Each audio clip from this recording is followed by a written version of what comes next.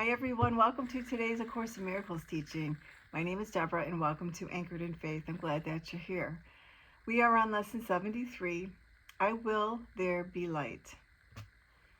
Today we are considering the will you share with God. This is not the same as the ego's idle wishes, out of which darkness and nothingness arise. The will you share with God has all the power of creation in it. The ego's idle wishes are unshared, and therefore have no power at all. Its wishes are not idle in the sense that they can make a world of illusions in which your belief can be very strong. But they are idle indeed in terms of creation. They make nothing that is real. Idle wishes and grievances are partners or co-makers in picturing the world you see. The wishes of the ego gave rise to it, and the ego's need for grievances, which are necessary to maintain it, peoples it with figures that seem to attack you and call for righteous judgment. These figures become the middlemen the ego employs to traffic in grievances. They stand between your awareness and your brother's reality. Beholding them, you do not know your brothers or yourself. Your will is lost to you in the strange bartering in which guilt is traded back and forth and grievances increase with each exchange. Can such a world have been created by the will the Son of God shares with his Father? Did God create disaster for his Son? Creation is the will of both together. Would God create a world that kills himself? Today we will try once more to reach the world that is in accordance with your will. The light is in it because it does not oppose the will of God. It is not heaven, but the light of heaven shines on it. Darkness has vanished. The ego's idle wishes have been withdrawn, yet the light that shines upon this world reflects your will, and so it must be in you that we will look for it. Your picture of the world can only mirror what is within. The source of neither light nor darkness can be found without. Grievances darken your mind, and you look out on a darkened world.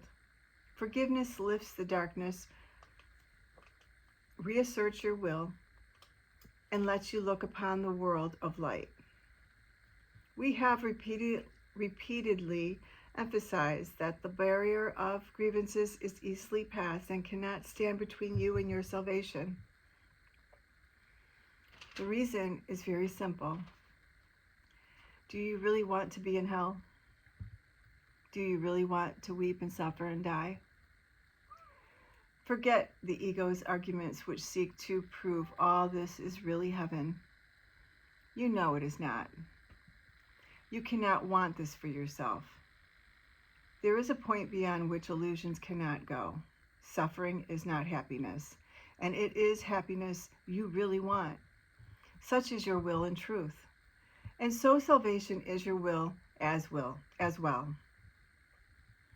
You want to succeed in what we are trying to do today. We undertake it with your blessings and your glad accord.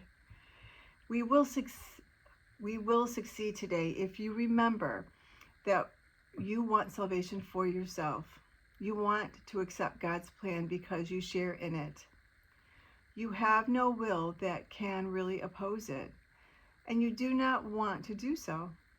Salvation is for you.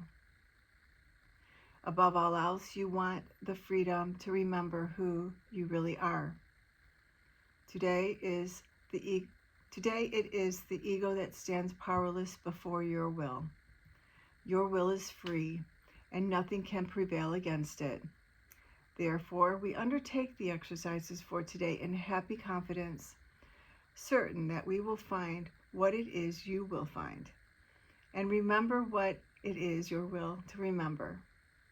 No idle wishes can detain us, nor deceive us with an illusion of strength. Today, let your will be done, and end forever the insane belief that it is hell in place of heaven that you choose. We will begin our longer practice periods with the recognition that God's plan for salvation, and only His, is wholly in accord with your will. It is not the purpose of an alien power thrust upon you unwillingly. It is the one purpose here on which you and your Father are in perfect accord. You will succeed today, the time appointed for the release of the Son of God from hell, from hell, and from all idle wishes. His will is now restored to his awareness. He is willing this very day to look upon the light in him and be saved. After reminding yourself of this and determining to keep your will clearly in mind, tell yourself with gentle firmness and quiet certainty, I will there be light. Let me behold the light that reflects God's will and mine. Then let your will assert itself, joined with the power of God and united with yourself. Put the rest of your practice period under their guidance. Join with them as they lead the way. In the shorter practice periods, again, make a declaration of what you really want. Say, I will there be light. Darkness is not my will. This should be repeated several times an hour. It is most important, however, to apply today's idea in this form immediately. You are tempted to hold a grievance of any kind. If you are tempted to hold a grievance of any kind, this will help you let your grievances go instead of cherishing them and hiding them in the darkness. That is our lesson for today. Lesson 73, I will there be light. Now I'm just going to read a quick channeling from Jesus. This information can be found in A Year of Forgiveness, and it was channeled by Tina Louise Spalding. The commentary that goes along with the lesson. I will there be light, lesson 73. You are blessed beings indeed. I am that one you know is Jesus. This is a very important lesson because you state the simple fact that you do not want to stay in the shadows anymore. And the light just turned dark. At least on my end it did. I don't know if it changed on the camera, but how interesting. You have heard this expression recently, doing shadow work. These are the parts of your consciousness, parts of your mind that have been contaminated by fear, the idols you believe in, indoctrinations from your society and trainings that are unloving from your religions, families, and cultures, layers of beliefs and ideas in the mind manifest shadows.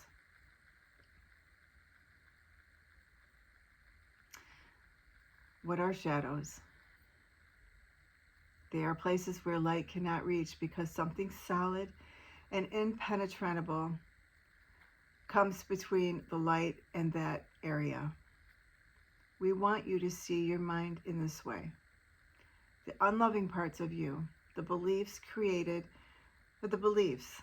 create shadows that manifest in thoughts, feelings, and behaviors. They exist where the light has not come. In this way, you do not see the shadow as reality. They are not real. They are merely an absence of light, which is an absence of love. Forgiveness plays an important part in dissolving those blocks to love's awareness. It is only in those mistaken ideas and beliefs that you strengthen them and cause shadows. When you say you want the light, you give spirit, the Holy Spirit, me, your guides and teachers, permission to show you the beliefs you hold in your mind through experience, what is going on. Many of you now find difficulties in life magnified as the shadows become shown to you. This is a time of frequency acceleration. Now we are speaking in the year of 2019. These videos will be up for a long time.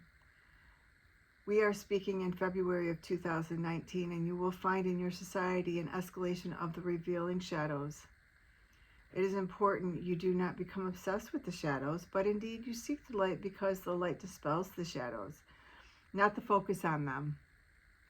When you go outside and try to ease a shadow, what happens? Absolutely nothing.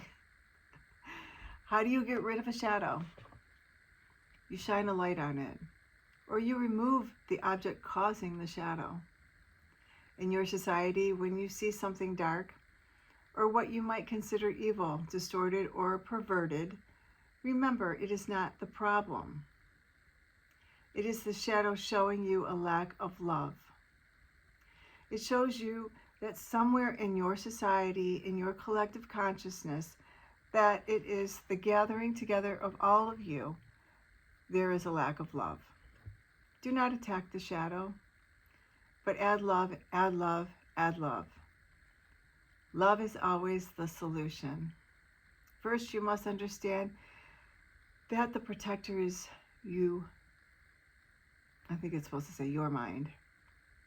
So do not try and erase the shadow out there. Go into the mind and remove that which is unloving through the practice of forgiveness. This demonstrates your understanding that the projection, the person, the place, or the thing out there is not the issue. It is the shadow, and you are the projector. Clean the lens on the projector, and the movie changes. It becomes clear. I am that one you know is Jesus, and we will see you again tomorrow. I just want to, I just noticed that I'm getting a lot of downloads when I'm reading this information. I'm just not reading words. I'm channeling information and energy. So, and sometimes I have to calibrate myself to catch up to the information that I'm getting, and try to stay focused on what I'm teaching and reading. So I know sometimes it may seem like I almost feel like in a trance when I'm reading this information, and I guess that is a form of channeling. But and then two, that's one part of what's going on during the me doing the video and reading the information. And the second part is that I'm processing this information, and it's filtering through my consciousness, and because I have things going on in my world, in my life, and and God is always on time. Jesus, he just brings this information when you most need it. And I truly believe that. So I hope you've enjoyed today's lesson, and I thank you for being here. Please like, share, and subscribe, and I will see you tomorrow for the next lesson. Have a beautiful day.